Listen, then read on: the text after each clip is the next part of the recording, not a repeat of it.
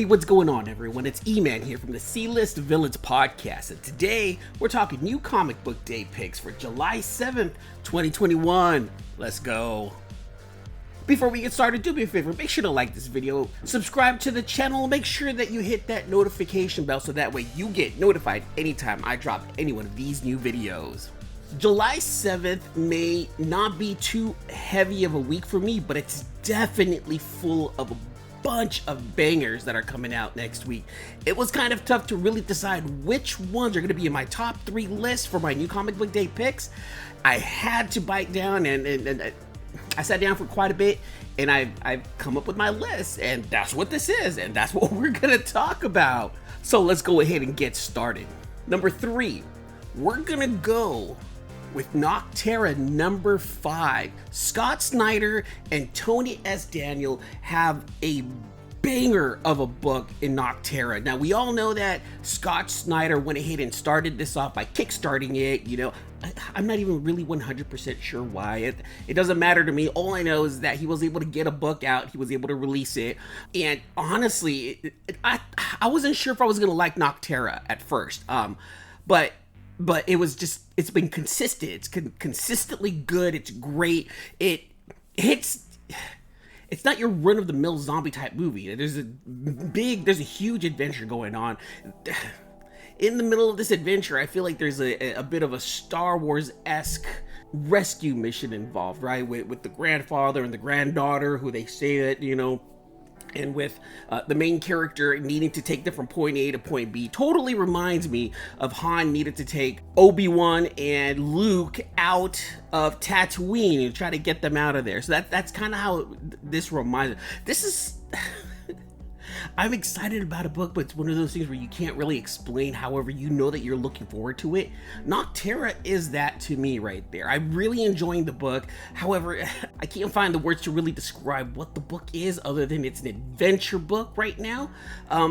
It deals with weird things like the whole world is covered in blackness. There's no sunlight that's coming in. And so what ends up happening is all these almost like zombie type people end up coming from the ground, and it's another zombie adventure. Yes, it does sound like another zombie adventure, but the good thing is that the zombies aren't the center point of this one right here. It's the fact that there's no light on Earth and that everyone's struggling their best to stay in an area where it's illuminated, and illumination is needed in this world, or that's what's protecting the people of this world, is massive amounts of light.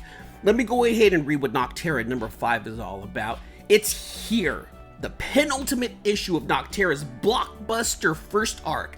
Val Sundog Riggs must choose whether to keep her brother Emery safe in the mysterious sanctuary or risk it all against Blacktop Bill and the hordes of human shades to find the truth about the darkness once and for all. So I guess we're gonna get answers as to why the world is covered in darkness. We're gonna get real answers. Why is Blacktop Bill after this girl that Val is transporting? Like, what's going on here? And we're finally gonna get it. We're finally gonna get to the end of this first arc. I'm actually really excited because this has been one of those books that has been consistently good issue after issue after issue. So Scott Snyder, Tony S. Daniel. Number 2. All right, we all know Boom has nothing but bangers, banger after banger after banger. No, don't bang her. That's not what I'm saying. Get your mind out of the gutter. Don't do that. Boom has been doing nothing but great things. They've released so many awesome books over the last couple of years. It's hard not to pass up on any of their early issues. As of right now, superstar writer Cullen Bunn has another banger on his hands, I believe, here, with art by Jonas Scharf. Number 2 is Basilisk number 2. Hey, how did that work out right there? Basilisk number 1 was an intense read. We open up with the scene, 5 people walking into this small town, and it looks like these 5 people end up devouring the people of this town. Well, very possible that one person was related to someone in the town, found one of these 5 people, and is now after her. She's trying to kill her, and things go wrong in the first issue. we get an idea as to how maybe Reagan, which is possibly the villain or a hero, we're not sure, who has this superpower where she takes off a blindfold and it just turns super bright and blinds everyone in the vicinity. It's crazy what she can do, and it's crazy how she kept her restraint when Hannah, the person who's chasing her, ends up catching up with her. Pistol whips her, knocks her to the ground, brings her to a hotel, tries to question her, tries to figure out what's going on, why Reagan did what they did. And we're gonna find out here in issue number 2 as to who Reagan is, who she's a part of, and what was going on. Why did the events in issue 1 happen? Let me go ahead and read a little bit about issue number 2. Is redemption possible if it's coerced? Forced to confront the horrors of her past, Reagan hits the road with Hannah, a victim from her past, who has her own set of secrets. Meanwhile, the other 4 remaining members of the Chimera find themselves tired of hiding from the world and move to reignite their reign of terror and death. Now we're going to start opening up the book and figuring out who's what in this, and I'm hoping that the character development in issue number 2, well, develops the characters in a way that makes me understand and care about the book. But so far, number 1 was really good, and I'm looking forward to number 2. So, Cullen Bunn, Jonas Scharf, Basilisk number 2. All right, now I'm going to go ahead and tell you this. These were in order this time. These I actually put in my top 3. Number 3 was Nocterra, number 2 is Basilisk, number 2. My number 1 book really is my number 1 book this week. This one, when it came out, we didn't know what to expect. We were hoping that we were going to get top quality writing.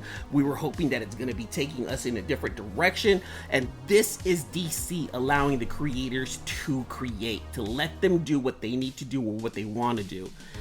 You know what I'm talking about. I'm talking about James Tynion IV and Alvaro Martinez Bueno in A Nice House on the Lake number 2.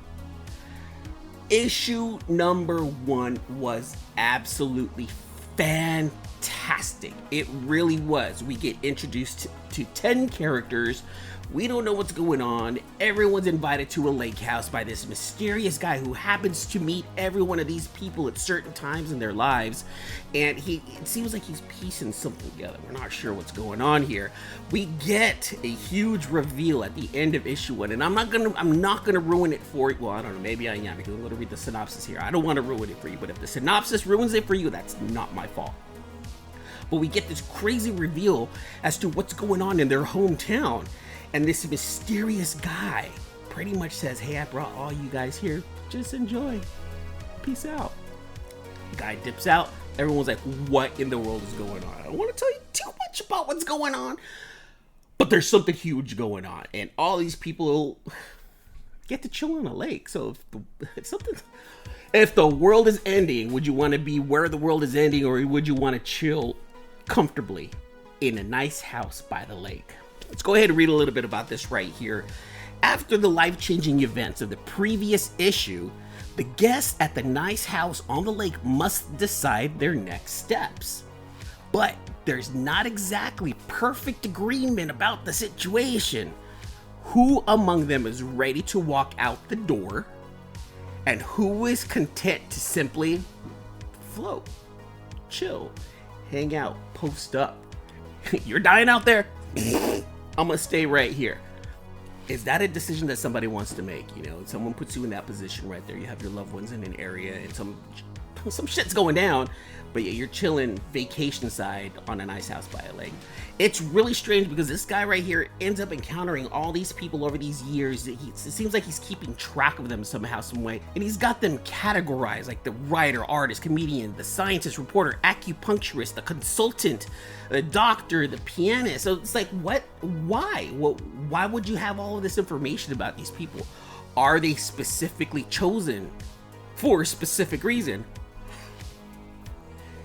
This book got my mind boggled, and I want more of it. This is a 12-issue run. We are only on issue number 2. I can't wait to see what James Tynion IV has in store for us. in this book right here. He's already given us so many fantastic books. He's given us Batman. He's given us Wind. He's given us the Department of Truth. And now we have A Nice House on the Lake. James Tynion IV has taken over as the writer who's going to give you anything and everything solid, no matter what label he's on. He's on Boom, he's got Image, he's got DC, well, 2 DCs. I'm just waiting for him to come up with a Marvel book, a Vault book, and an Aftershock book. And I'm sure that's going to happen, hopefully in the very, very near future. But until those things happen, we have A Nice House on the Lake right now, which I'm extremely, extremely excited for, and I can't wait for that one right there. Well, that's it for my new comic book picks for July 7th, 2021. What did you guys think of any of these books? Are you picking up any of these books? Do you hate any of the books? This is what I want to know. I know there's people out there that's going to love these picks, but I want to know from the haters. Why do you hate it? Why don't you like some of these books? Be honest. Let me know. Drop me a comment down below. And let's discuss it. I'm not crying. My eye is itchy. And before I let you go, remember, I co-host the C-List Villains podcast. New episodes come out every Saturday on iTunes, Spotify, or your favorite podcast app. We go live every Thursday at 8 p.m. Pacific Standard Time. That's 11 p.m. Eastern Time for everyone on the East Coast on our YouTube channel, The C-List Villains Podcast. Come, hang out. We're talking about Loki over the next couple of weeks, and we're getting pretty in depth with that one right there. So we're looking forward to seeing what's gonna happen with that show right there. All right, you guys. Thanks for hanging out again. Until the next issue. Deuces.